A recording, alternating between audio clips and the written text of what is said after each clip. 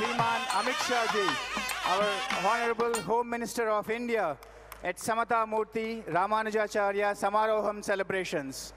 We extend a hearty welcome to Amit Shah ji onto the dais.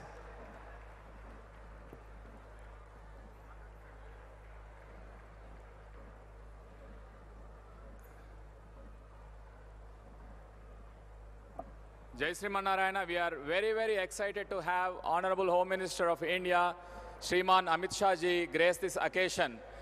We are very proud to have representatives from all walks of life when the leaders of the nation arrive here to show their solidarity to the message of equality given by Ramanujacharya. How else can we express gratitude to this great nation where everybody is equally taking part in these celebrations of the equality?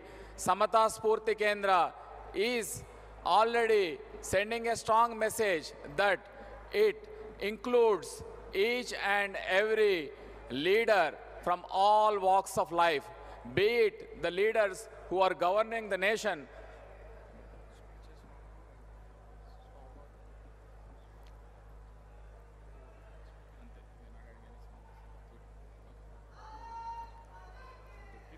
Jai.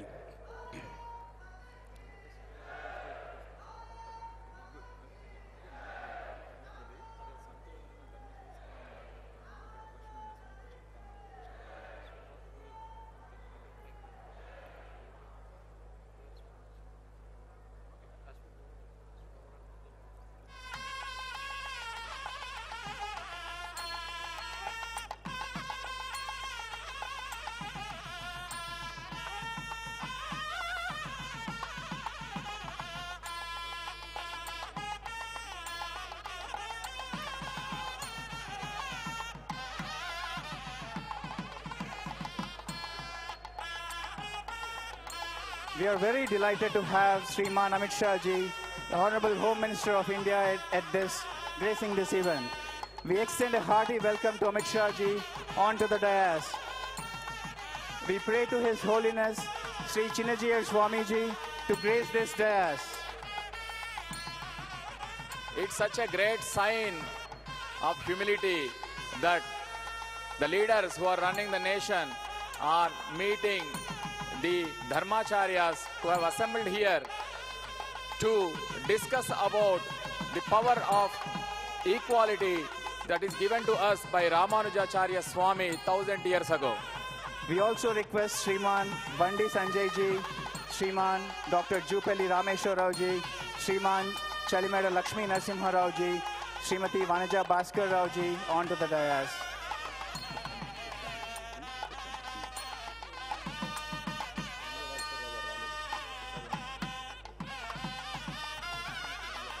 Srimati Vanaja Bhaskar Rao ji, please welcome onto the dais. And we pray to His Holiness Sri Chinnajiyar Swami ji to address the great gathering here today. Jai Sriman Narayana.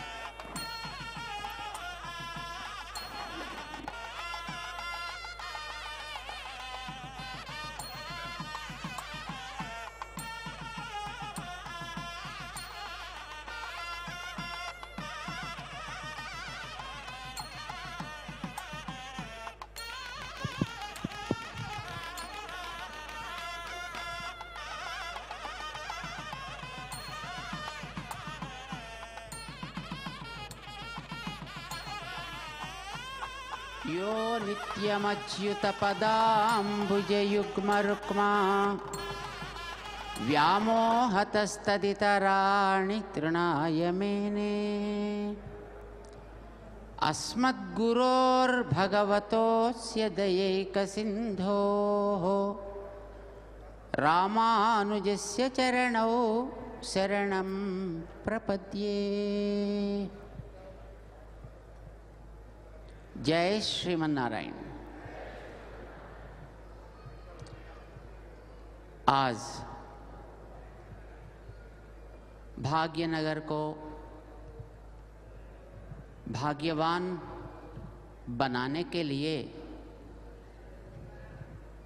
Bhagavad Ramanujacharya Swami ji की समता मूर्ति यहाँ निर्माण होकर और उनकी प्रतिष्ठा के लिए 1035 कुंडों से श्री लक्ष्मी नारायण महायज्ञ का कार्यक्रम होने का सुअवसर पर आज और कल 2 दिन भारत में रहने वाले भिन्न भिन्न प्रांतों से यहाँ धर्माचार्य और संतगण विद्वान यहाँ पर पधारे थे। उनका सदस्य आज यहाँ पर आरंभ हुआ है और इस सुअवसर पर अपने भारत का महत्व को और अपना धर्म का वैभव को दुनिया को बताते हुए भारत माता की श्रृंखलाओं को जिन्होंने तोड़ा था, भारत माता का मुखार बिंदु को उठाकर मुस्कुराने जैसा किए थे हमारे अमित शाह जी और अपने प्रधानमंत्री जी। अब आज यहाँ पर श्रीमान अमित शाह जी पधारे हैं। श्रद्धा से धर्म का पालन करते हुए इस यज्ञ का संदर्शन के लिए, समता मूर्ति का संदर्शन करने के लिए और धर्माचार्यों का आशीर्वाद प्राप्त करने के लिए यहाँ पर पधारे हैं। वे अभी यहाँ आकर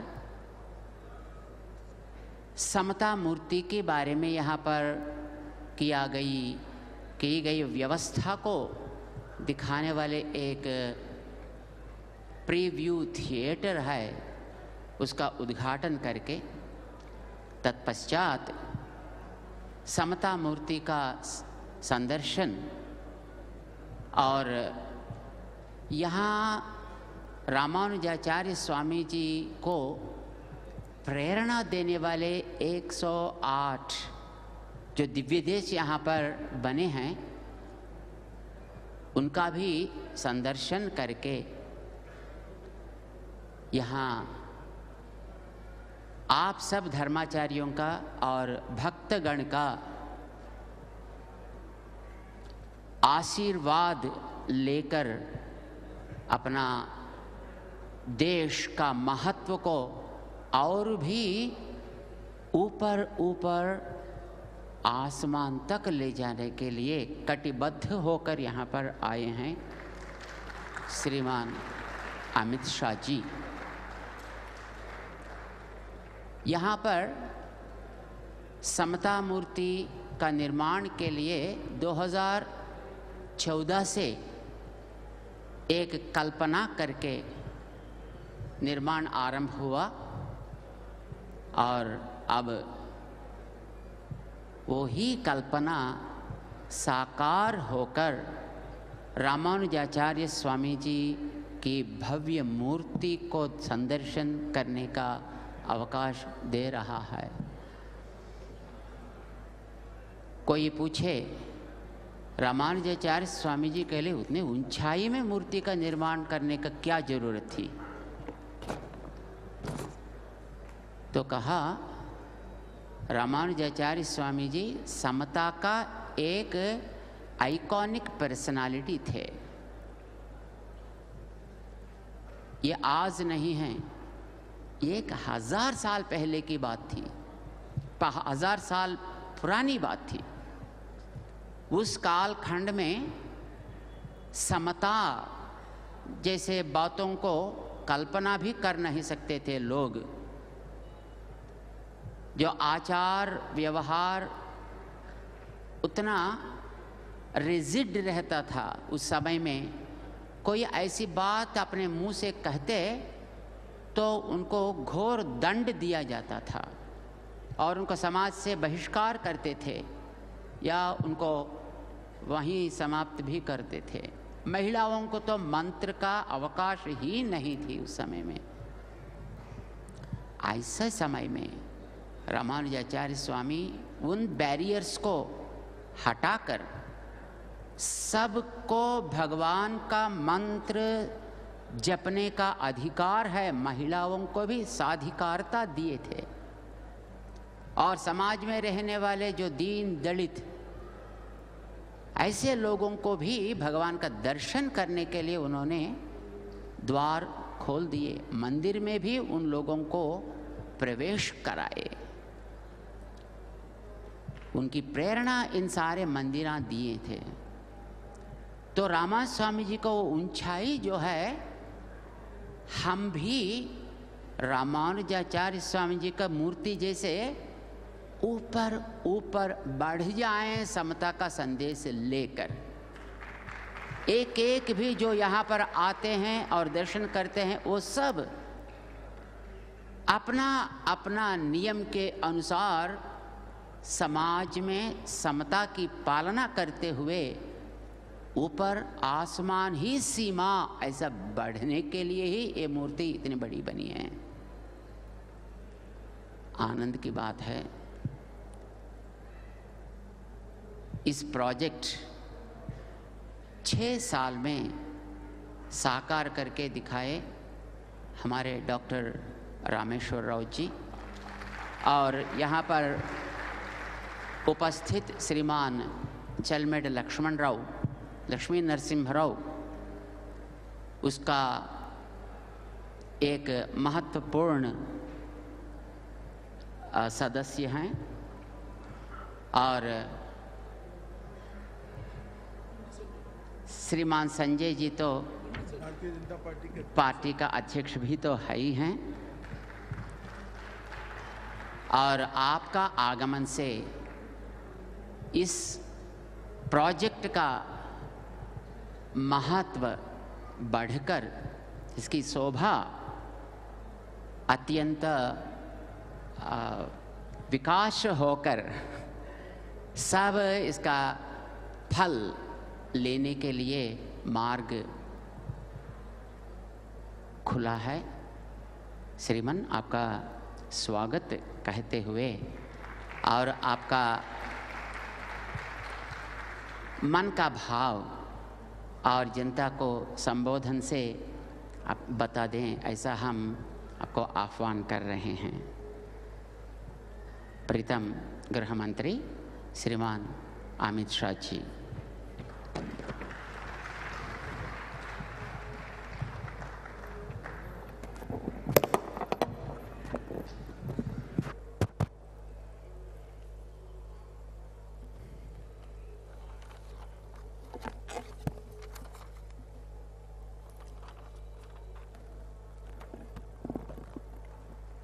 मंच पर उपस्थित श्री त्रिदंडी चिन्नाजीयर स्वामी जी, डॉक्टर जे रामेश्वर राव मुख्य ट्रस्टी, श्री सी लक्ष्मण राव अध्यक्ष जीवा, मेरे साथी सांसद और तेलंगाना भारतीय जनता पार्टी के अध्यक्ष श्रीमान बंडी संजय कुमार जी, और आज देश भर से अनेक मत, अनेक संप्रदाय के यहाँ पधारे हुए सभी संतगण, सभी आचार्यगण, आप सभी के श्री चरणों में प्रणाम कर कर मैं मेरी बात की शुरुआत करना चाहता हूँ। स्वामी जी की विनम्रता कई बार क्षोभजनक कुछ लोगों के लिए हो जाती है। उन्होंने कहा कि महान स्मारक जो रामानुजाचार्य का उनके जीवन की कल्पना और जीवन के कर्तृत्व से बना है, मेरे आने से लोगों को आने की यहां प्रेरणा होगी। स्वामी जी, संतों का स्वभाव होता है सूक्ष्म लोगों को बढ़ाई कर कर बड़े करना, परंतु मैं जानता हूं यहां आकर मैं आज चेतना और उत्साह दोनों को प्राप्त कर कर मेरे जीवन में आगे बढ़ने वाला हूं। इस प्रकार के जो महापुरुषों के स्मारक होते हैं, वो जिनके अंदर संवेदना होती है, धर्म के लिए, समाज के लिए कुछ करने की प्रेरणा होती है, इच्छा होती है, ऐसे लोगों को अनेक सालों के सालों तक काम करने की चेतना और उत्साह देते हैं। और मैं बड़ी विनम्रता से स्वामी जी आपको कहना चाहता हूं, आप युगों तक ऐसे अनेक धर्म अनुरागी लोगों को प्रेरणा और उत्साह आपका ये भगवत रामानुजाचार्य का जो स्मारक बनाया है वो देता रहेगा। पूज्य संतगण यहां उपस्थित है। मैं इस सबके भी कहना चाहता हूं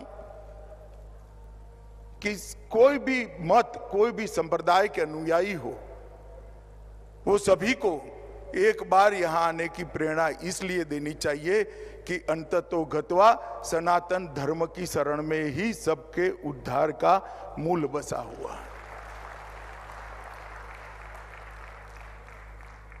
रामानुजाचार्य के जीवन के 1000 साल, उनकी सहस्त्राब्दी, इसका इससे बड़ा उनके काम को कोई भावांजलि भी नहीं हो सकती, स्मरणांजलि भी नहीं हो सकती, कार्यांजलि भी नहीं हो सकती। रामानुजाचार्य के जीवन को, उनके संदेश को सब जीव एक समान है, वेदों के मूल वाक्य को उन्होंने समय की गर्त से बाहर निकालकर अपने कर्तृत्व से किसी की भी लिए कटु कुछ बोले बगैर अनेक परंपराओं को तोड़ते हुए समाज के बीच में रखा, उसको प्रस्तावित किया। और आज 1000 साल के बाद भी न केवल भारत, पूरे विश्व को वो संदेश दे रहा है। इस स्टैच्यू ऑफ इक्विटी की प्रतिमा अभी हमारे देश के सम्माननीय प्रधानमंत्री श्रीमान नरेंद्र मोदी जी और दंडी स्वामी जी के कर कमलों से इसका उद्घाटन हुआ। मैं अभी वहां जाकर आया हूं। अगर दूर से देखते हैं तो ये प्रतिमा दूर से देखते ही अद्भुत आत्मा को शांति देती है, चित्त को प्रसन्नता करती है और मन को आह्लाद कर देती है। मगर जैसे ही नजदीक जाते हैं और वो हॉल से होकर रामानुजाचार्य का संदेश देश की सभी भाषाओं में सभी मुमुक्षुओं को मिल पाए, इस प्रकार की व्यवस्था जो स्वामी जी ने की है, उसको ग्राह्य करते करते करते समय निकालकर जब ऊपर जाकर रामानुजाचार्य के विराट मूर्ति का दर्शन होता है, तब मालूम होता है कि हम कितने बड़े महापुरुष को प्रणाम करने के लिए आए हैं। भगवत रामानुजाचार्य ये पूरे देश, पूरी दुनिया के लिए इक्वालिटी का, समता का जो संदेश दिया, वो इस स्मारक के बाद युगों युगों तक न केवल भारत, समग्र विश्व में ये अपना संदेश, सनातन धर्म का संदेश फैलाने का काम करेगा, उसका मुझे विश्वास है। भारत के इतिहास को महाभारत के पहले से लेकर रामायण काल से लेकर आज तक देखे थे, बहुत सारे उतार चढ़ाव आए हैं। और सनातन धर्म भी काल की अनेक थपेड़ों को खाते खाते खाते खाते अपनी अस्तित्व को बचाते हुए, कभी दैदीप्यमान स्वरूप से, कभी आगे आने वाले स्वरूप में जाने के लिए एक प्रकार से कभी काल बाह्य होने बगैर सनातन धर्म भी इसके साथ ही आगे बढ़ता गया। हमने देखा है सनातन धर्म पर जब जब संकट आया, कोई ना कोई आया जिसने सनातन धर्म की ज्योत को प्रज्वलित की, दीप्यमान की और एक ज्ञान यात्रा को समग्र विश्व में आगे बढ़ा है।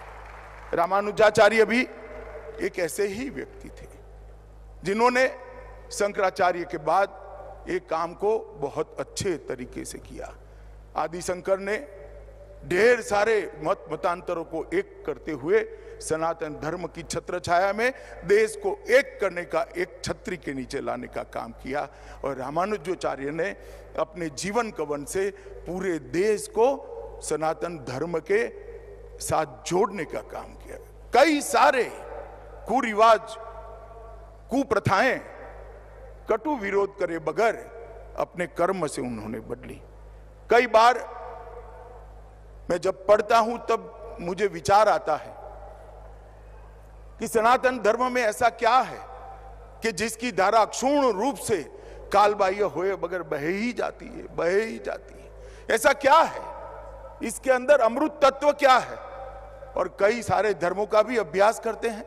जब तुलनात्मक अभ्यास करते हैं तो नजर में आता है कि सनातन धर्म में मैं ही सत्य हूं, ये जड़ता और अहंकार नहीं है। हमारे यहां शास्त्रार्थ की व्यवस्था रही, खंडन की व्यवस्था रही, मंडन की व्यवस्था रही और श्रेष्ठ को स्वीकारने की विनम्रता भी रही। और इसी के कारण सनातन धर्म आगे बढ़ता गया, बढ़ता गया, बढ़ता गया। हो सकता है आज ध्यान से देखने वालों को देखे कि हम काफी पिछड़ गए हैं, मगर ये सारे देश के सभी मतों के संप्रदाय के आचार्य यहाँ बैठे हैं। आप सभी को देखकर मुझे पूरा भरोसा है कि ये यात्रा ना कभी रुकेगी, ना कभी थमेगी और फिर से एक बार दिग्विजयी होकर पूरे विश्व के अंदर ज्ञान का प्रचार और प्रसार करेगी। आज मैं जब यहाँ आया हूँ तब इस पवित्र भूमि पर, यहाँ पर जो स्मारक बनाया है और इसके साथ साथ वेद अभ्यास की भी व्यवस्था करी है। वेद की 9 के 9 शाखाओं के अभ्यास शास्त्रोक्त तरीके से हो सके, ऐसे विद्यार्थी भी यहाँ से निकलेंगे, पूरे देश भर में फैलेंगे और जहां जहां जाएंगे वहां वेद के ज्ञान की सुगंध को, उसकी ज्योत को प्रज्वलित करते जाएंगे। और इसके साथ रामानुजाचार्य का जो संदेश था, उनका जीवन का संदेश था, और इस संदेश को हर व्यक्ति समझ सके, इस प्रकार से यही स्मारक के साथ देश की सभी भाषाओं में प्रसारित करने का काम स्वामी जी ने किया है।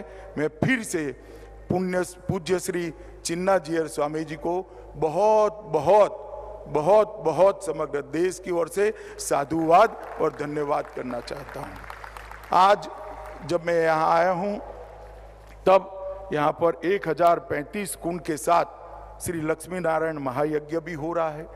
चारों वेद की 9 की 9 उपलब्ध शाखाओं का पाठ भी किया जा रहा है। अष्टाक्षरी मंत्र का 10 करोड़ जाप हो रहा है, जिससे हमें मालूम पड़ेगा कि ये धरती हमेशा के लिए कितनी पवित्र होने वाली है। इतिहास, पुराणों और आगमों का भी पाठ हो रहा है। सभी प्रकार की पूजा व्यवस्था और पूजा पद्धति को भी समाहित और संरक्षित करने का भी यहाँ पर एक व्यवस्था किया गया है। और श्री रंगम के रंगनाथ, तिरुमाला के तिरुपति के श्री वेंकटेश्वर स्वामी सहित 108 प्रेरणा केंद्रों दिव्य देशों के अभिषेक से ये मूर्ति के आगे यज्ञ संपन्न हो रहा है। महाप्रसाद भी 24 घंटे भक्तों के लिए वितरित किया जा रहा है। और आज मैं इतना जरूर कहना चाहता हूं कि आपका ये जो प्रयास है, आने वाले अनेक सालों तक स्वामी जी इसको पूरा देश याद रखेगा। सनातन धर्म के सभी अनुयायी, चाहे किसी भी मत को मानने वाले हो, वो सभी इसको जरूर याद करेंगे, इसका अनुमोदना भी करेंगे। मेरा स्वामी जी से परिचय 2003 में गुजरात में जब भूकंप आया तब हुआ था। स्वामी जी चुपचाप, कोई सुविधा, सरकारी सुविधा मांगे बगैर एक गांव पकड़कर बैठ गए थे और वो गांव को पूरा बनाकर ही वहां से। इसके बाद में भी मेरा 2 बार संपर्क आया। मैं वो गांव के उद्घाटन के लिए वहां कच्छ गया था, जो स्वामी जी ने बनाया था। और उसके बाद भी जब भी मिला, मुझे आश्चर्य होता है कि इतने बड़े बड़े काम करने की प्रेरणा स्वामी जी कहाँ से लाते हैं, और ईश्वर उनको पूरी करने की भी बहुत बड़ी क्षमता देता है। आज वैदिक परंपरा और संस्कृति की शिक्षा देने का आपने यहाँ पर जो काम शुरू किया है, मैं ईश्वर से हमेशा प्रार्थना करूंगा, स्वामी जी मेरी नित्य प्रार्थना का हिस्सा रहेगा कि ये काम अनेक युगों तक चलता रहे और सनातन धर्म की सेवा करता रहे। इतने सारे विद्वानों के सामने, इतने सारे संतों के सामने विशिष्टाद्वैत दर्शन पर मेरे लिए कुछ बोलना असंभव है। मैं जन्म से वैष्णव हूं और शुद्धाद्वैत का अनुयायी हूं। मेरी माता वल्लभाचार्य के शुद्धाद्वैत के आधार पर ही पूरा जीवन जी, मगर मैं यहाँ विशिष्टाद्वैत पर कोई बात करना नहीं चाहता, क्योंकि ना मेरी योग्यता है, ना इतने बड़े संतों के सामने मैं कुछ बोल सकता हूँ। परंतु मैं इतना जरूर कहना चाहता हूँ कि आज जब मैं आया हूँ तब मैं रामानुजाचार्य के लिए जरूर कुछ बात करना चाहूँ। हिंदू पंचांग में इसका चक्र 60 साल का होता है और 60वां जन्मदिन षष्ठ अब्द पूर्ति के नाम से मनाया जाता है। और हमारे यहाँ शास्त्रों में मनुष्य के पूर्ण जीवन काल का अर्थ है 2 चक्र को जो जीवित रहता है 120 साल के पूर्ण जीवन की कल्पना करी है। और रामानुजाचार्य ने भी 120 साल का पूर्ण आयुष्य इस पृथ्वी पर भोगा। और ईश्वर ने ही ढेर सारे कुरिवाजों को सनातन धर्म से बाहर निकालने के लिए और इतनी मधुरता के साथ अपने कर्तृत्व से बाहर निकालने के लिए रामानुजाचार्य के रूप में ही यहाँ आकर हम सब के बीच में 120 साल अपना काम करने का एक प्रयास किया था। और इसी का परिणाम है कि आज सनातन धर्म पूरा एक होकर फिर से एक बार नई ऊर्जा के साथ आगे बढ़ने की दिशा में जा रहे। समाज में समता समरसता स्थापित करने के लिए द्वैत अद्वैत फिर विशिष्टाद्वैत, और उसमें भी आगे कई आचार्यों ने अनेक प्रकार से इसकी मीमांसा की। ब्रह्म सूत्र के एक प्रकार से जटिल ज्ञान से लोकभोग्य ज्ञान को बनाने का काम इन आचार्यों ने किया। और इसी के माध्यम से आज अनेक लोग बहुत बड़ा ज्ञान न होने के बावजूद भी अपना जीवन वेद के बताए रास्तों पर जी रहे हैं, क्योंकि आचार्यों ने जो जीवन पद्धति को बताया उसी को आचरण में रखा। और आज ज्ञान न होने के बावजूद भी कई लोग वेद के आधार पर अपना जीवन जीते हैं। उसमें सबसे बड़ा योगदान रामानुजाचार्य जी का था। आदिशंकर के अद्वैत दर्शन, माधवाचार्य के द्वैत दर्शन और रामानुजाचार्य के विशिष्टाद्वैत संप्रदाय ने अनेक प्रकार के जीवों को आगे बढ़ने का और वेद आधारित जीवन जीने का रास्ता प्रशस्त हुआ है। रामानुजाचार्य ने मध्यम मार्ग को व्याख्यायित करते हुए विशिष्टाद्वैत की अवधारणा दी और भारतीय समाज में एकत्व लाने का, स्थापित करने का एक क्रांतिकारी काम किया। रामानुजाचार्य के विशिष्ट द्वैत दर्शन के कारण ही पूरब से पश्चिम और उत्तर से दक्षिण तक भारत एक सूत्र में बना। कई सारे भक्ति आंदोलनों के मूल ढूंढेंगे तो रामानुजाचार्य के विशिष्ट द्वैत के अंदर ही हमें मिलेंगे। मैं आगे इस पर आपको बताऊंगा। यहाँ पर बहुत सारे संत बैठे हैं। रामानुजाचार्य के जीवन को, इनके योगदान को सरल शब्दों में कुछ विभागों में अगर बांट देते हैं तो समता, समरसता एक, ज्ञान ग्रहण में समानता, सभी को ज्ञान ग्रहण करने का अधिकार है। और ये भी उन्होंने प्रस्तापित किया। जातिगत भेदभाव को भी उस जमाने में 1000 साल पहले समाप्त करने के लिए क्रांतिकारी काम किया। क्षमता के अनुसार काम का विभाजन, पूजा के अधिकारों को भी 20 मंदिर के पूरे संचालन को 20 हिस्सों में बांटा और हर समाज को इसके साथ जोड़ने का उन्होंने काम किया। भाषा की समानता को भी उन्होंने प्रस्तापित किया और मोक्ष के अधिकार को भी एक विशिष्ट वर्ग की जगह सब जीव को मोक्ष का अधिकार है अगर ज्ञान और भक्ति के मार्ग पर चलते हैं, इसको भी उन्होंने किया। और एक मेरे एनालिसिस से मैं जुड़ा है, मैं बात को बताऊंगा। रामानुजाचार्य अपने आप में बहुत विनम्र थे, परंतु वो विद्रोही भी थे। बहुत सारी कुप्रथाओं को इनके अंदर के विद्रोही आत्मा ने समाप्त करने का काम किया था। आज मैं यहाँ आया हूँ तब उन्होंने श्रीरंगम में संन्यास लेने के बाद रामानुजाचार्य शालिग्राम नामक स्थान पर रहने लगे और कई सारे ग्रंथों की रचना की। ब्रह्मसूत्र के भाष्य पर लिखे 2 मूल ग्रंथ उनके बहुत लोकप्रिय हुए, श्री भाष्यम एवं वेदांत संग्रहम। उनके 9 ग्रंथ आज भी ढेर सारी लाइब्रेरी में उपलब्ध है। मैं आपको इसलिए बताना चाहता हूँ, मेरा जन्म एक बहुत छोटे से कस्बे में हुआ है।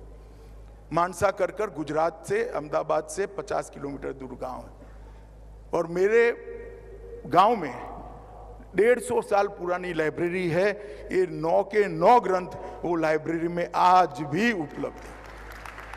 संदेश किसी के कर्तृत्व का कितना दूर जाता है, इसका ये उदाहरण है। श्री भाष्य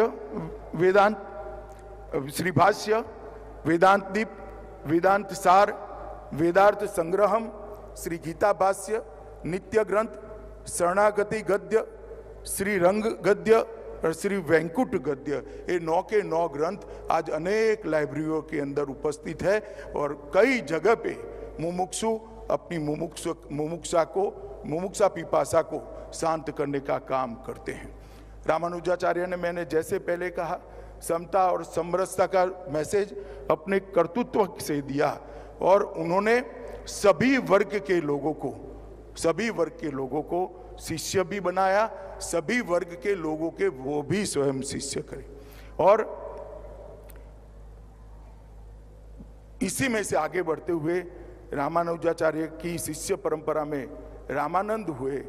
इससे आगे बढ़ते हुए इनके शिष्यों में कबीर, रैदास और सूरदास भी हुए और इस प्रकार से ज्ञान परंपरा न जाने कितने प्रदेशों में, कितने गांवों में पहुंची।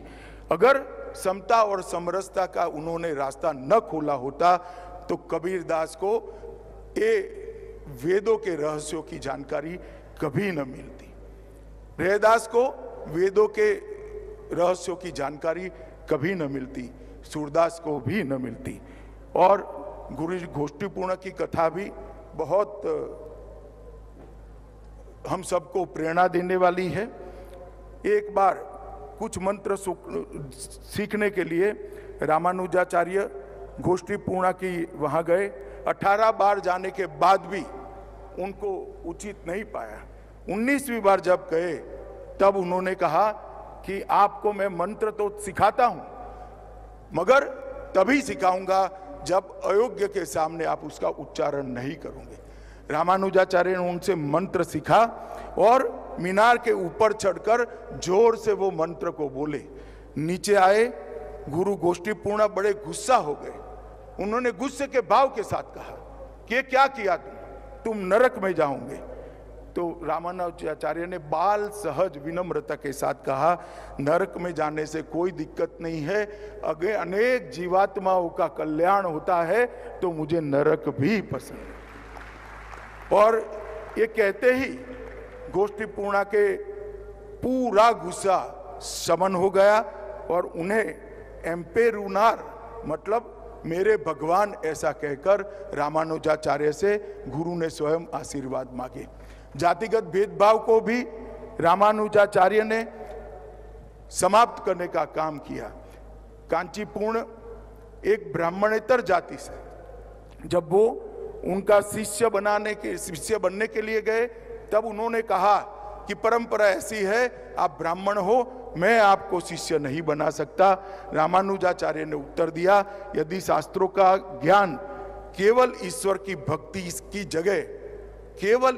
भक्ति की जगह अहंकार और अभिमान लाता है तो वो ज्ञान मिथ्या है, इससे बेहतर अज्ञानी रहना ही है। और उन्होंने बाद में उनके गुरु बनने की बात को स्वीकार किया। बाबा साहब आम्बेडकर ने भी इसको एक्नॉलेज करते हुए लिखा है, हिंदू धर्म में समता की दिशा में यदि किसी ने महत्वपूर्ण काम किया है और उनको व्यवहार में लागू करने का प्रयास किया है तो वो संत रामानुजाचार्य ने ही किया है। उन्होंने कांचीपुर्ण नाम के एक गैर ब्राह्मण को अपना गुरु बनाकर एक स्पष्ट संदेश पूरे देश में देने का प्रयास किया था।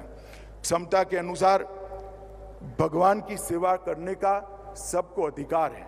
इस बात को उन्होंने व्यवहार से मंदिरों के प्रशासन के अंदर लागू किया और उन्होंने प्रशासन के अंदर कई सारे 20 हिस्से बनाए और 20 हिस्सों में मंदिर की टोटल प्रशासन को बांटकर उन्होंने सब समाज के लोगों को 20 के 20 हिस्सों के साथ जोड़कर सर समाज को मंदिर के लिए कुछ करने का अधिकार देने का काम किया।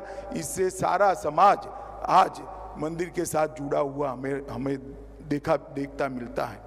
पूजा के अधिकार में भी उन्होंने समानता का अधिकार देने का काम किया।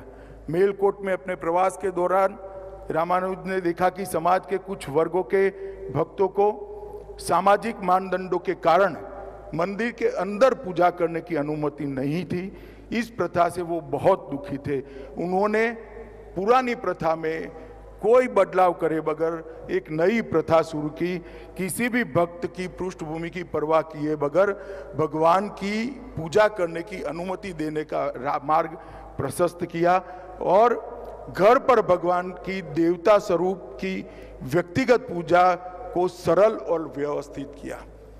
मित्रों, जब हमें दिखता है कि भगवान को मंदिर की जगह घर में ले जाकर समाज के हर वर्ग को पूजा का अधिकार दिया, आगे चलकर जब आक्रांताओं ने हिंदुस्तान पर आक्रमण किया और मंदिर ध्वस्त होने लगे, रामानुजाचार्य ने भगवान को घर में रखकर पूजित करने की जो परंपराएं की थी, इसी के कारण हमारा सनातन धर्म आज बचा हुआ था। आज मेरे घर में भी राजभोग की सेवा लगी हुई है।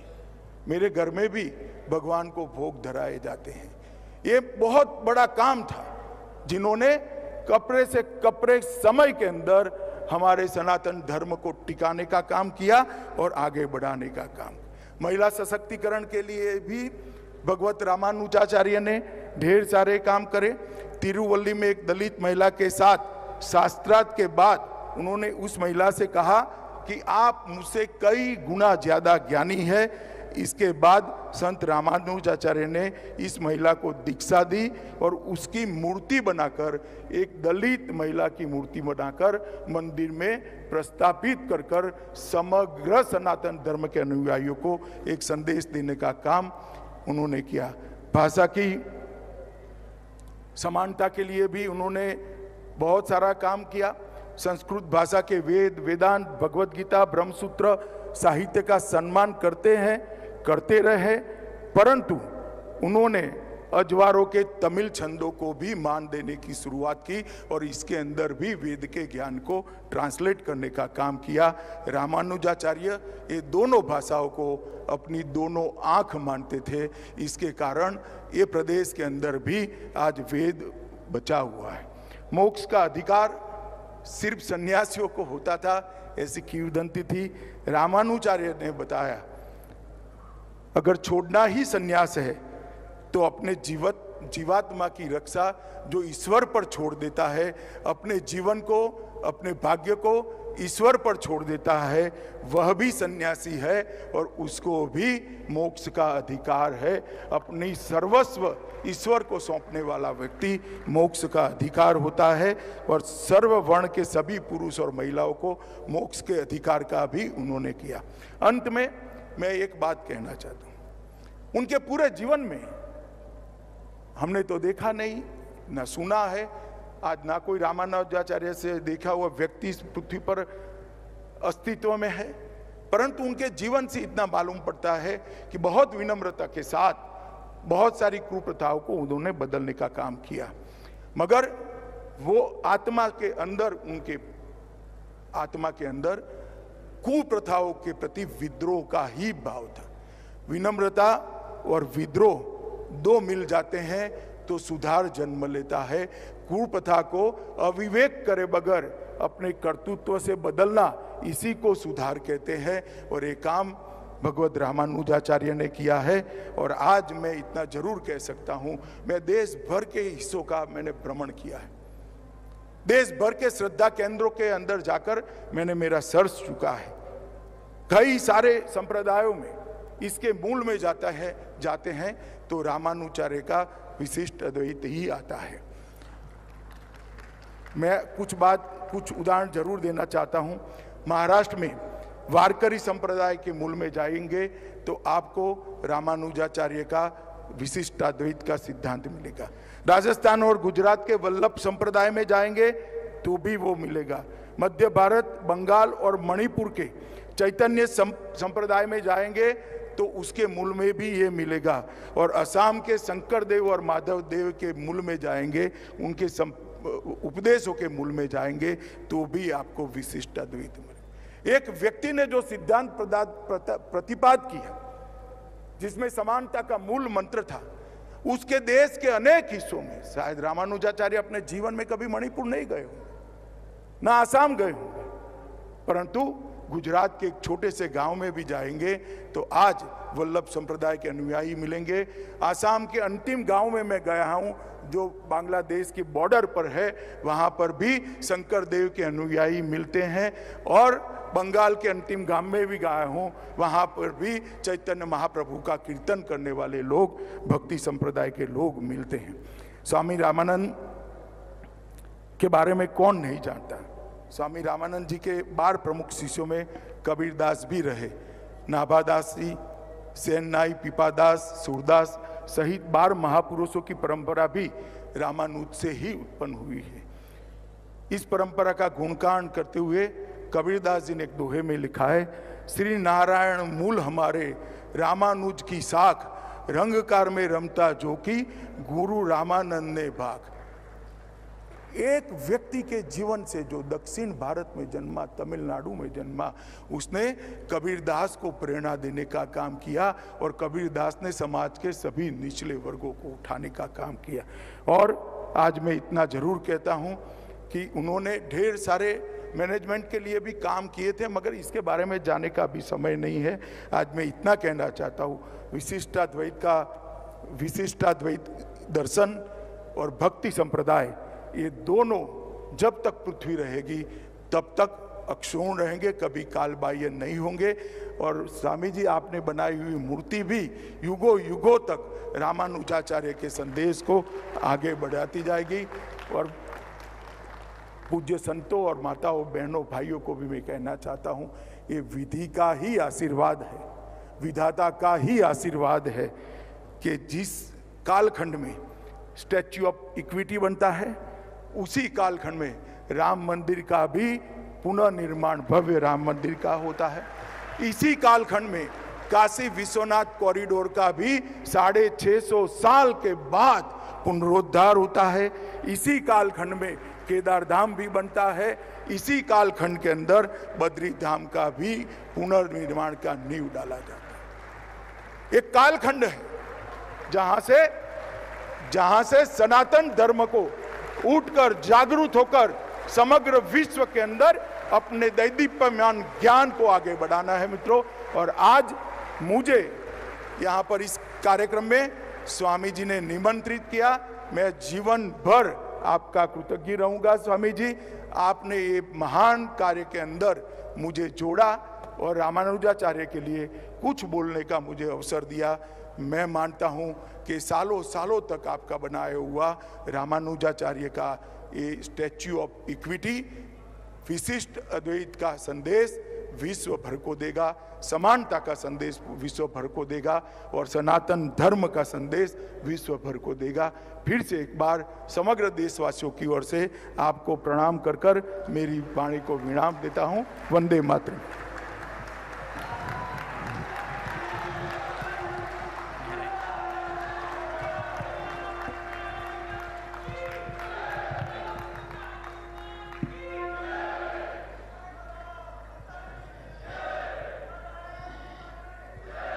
जय श्रीमन नारायण। बंधुओं, प्रीतम अमित शाह जी एक संत जैसा अनेक काल अनेक साल तक परिश्रम करके एक ज्ञान का भांडागार बनता है, ऐसे रामानुजाचार्य स्वामी जी के बारे में और उनका कार्यक्रम के बारे में और उनका सिद्धांत के बारे में वे अपने जीवन में समाज को सुधारने के लिए कितने प्रकार संस्कार किए थे उनके बारे में अत्यंत विवरणात्मक व्याख्या की हैं। ये तो आश्चर्य की बात है। आपको देश की सेवा करते हुए और इतने विषयों को अपने कैसा इकट्ठा किए हैं और उनको अच्छी तरह समझकर लोगों को अपने प्रेरणा दे रहे हैं। इसलिए आपका ही समय में भारत का गर्व बढ़ा है।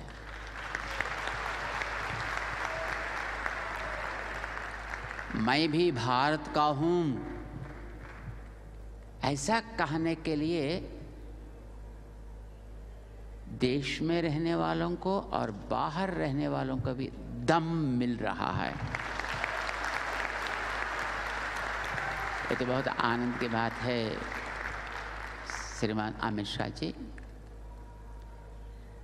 बहुत आनंद की बात है। आप स्वयं इतना समय लेकर यहाँ पर पधारे हैं। हम जानते हैं अभी आप कितने व्यस्त हैं, फिर भी समय निकालकर यहाँ तक आकर इस कार्यक्रम में भाग लेते हुए इतनी प्रेरणात्मक व्याख्या आपने की है, ये अत्यंत ही आनंद दे रहा है। और जब से ये कार्यक्रम यहाँ पर आरंभ हुआ तब से जो यहाँ का सरकार और यहाँ का जो चीफ मिनिस्टर अपने KCRP हैं, वो भी तो एक वैष्णव है, वो भी बहुत भक्त ही हैं और वो भी इस कार्यक्रम के लिए हर प्रकार की सुविधाएं बना के दी हैं। हम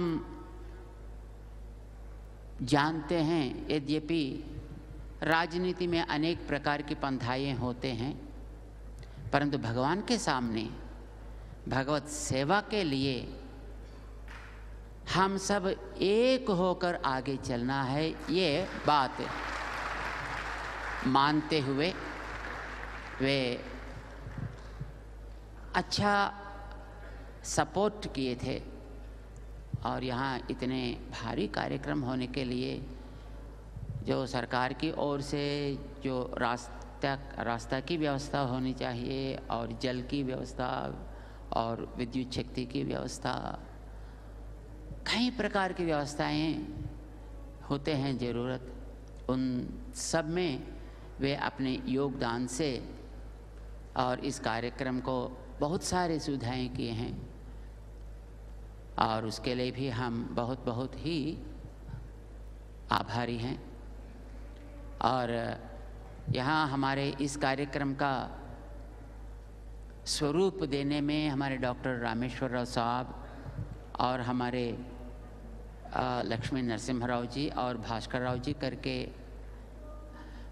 और कई भक्तगण सब अपनी श्रद्धा से इस कार्यक्रम का स्वरूप साकार करने में सहयोग दिए हैं।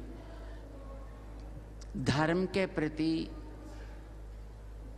और देश की समग्रता के प्रति श्रद्धा रखते हुए ये सब भक्तगण इस कार्यक्रम को साकार किए हैं और उन लोगों की सपना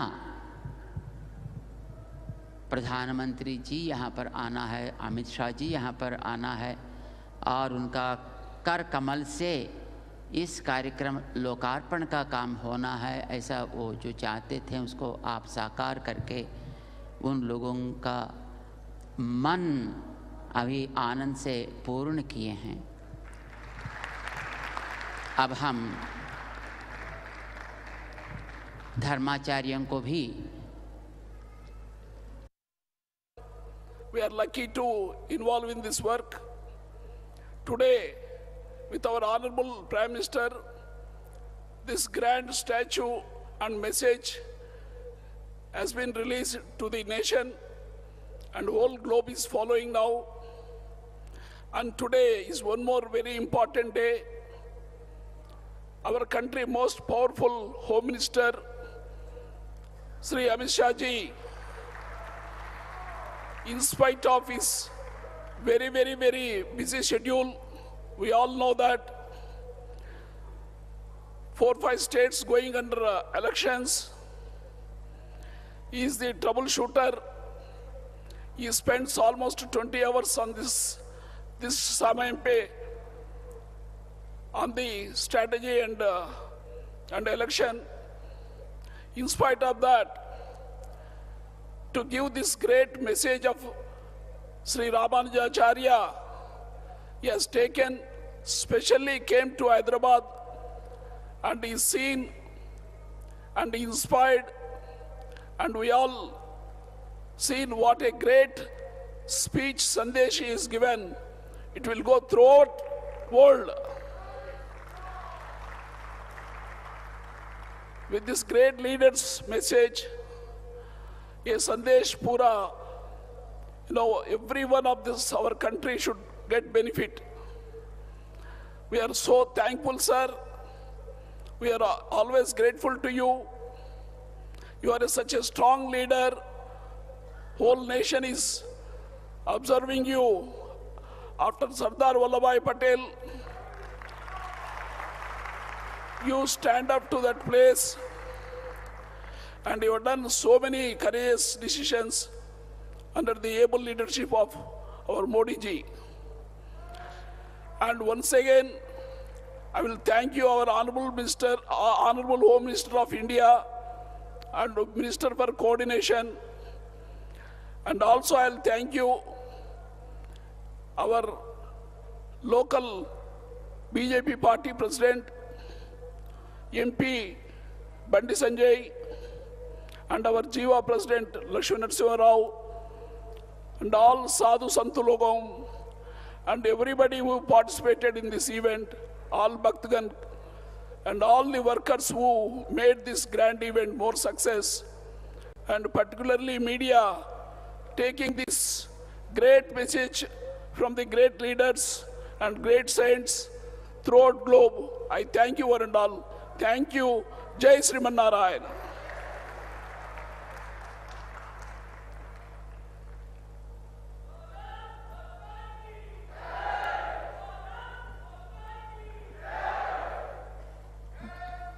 Jai Sriman Narayana. What a wonderful delivery of speech it was. We remember a couple of verses from Valmiki Ramayana based on how well Ramanuja's history was shared here. Kon vasmin sampratam loke gunavan kascha viryavan dharmagyascha krutagyascha satyavakyo drudavrataha charitrena cha koyuktaha sarva bhuteshu kohitaha vidwan kaha kas samardascha kaschaika priyadarshanah atmavan ko jitakrodo yudiman ko anasuyakah kasya bibyate devascha jata rosasya samyuge. We now pray to His Holiness Sri Chinnajiyar Swamiji to honor our Home Minister Sri Amit Shah ji. Of all the 16 qualities of Sri Rama, we would like to highlight a couple of qualities of Raja Sri Ramachandra from the 16 mentioned in Sri Ramayana. Rama is Dharmagna. He always strived to do his duty with righteousness as a king. His valor is Dharmapalana, was so great that even Devatas would tremble in fear to face Rama. We are very fortunate to have leaders running this great nation with these qualities that are proud, that are passed on to us by our ancestors, starting with Sri Rama. When our Honorable Prime Minister Sri Narendra Modi ji inaugurated the Samata Murti, he mentioned, we do not need to cut our roots of identity to march ahead towards the progress. Sri Amit Shah ji, gracing this occasion today, has given us so much strength. The Statue of Equality will indeed strengthen our dharmic roots, enhance our identity, and strongly imbibe the values of our Purvacharyas. Jai Shriman Narayana.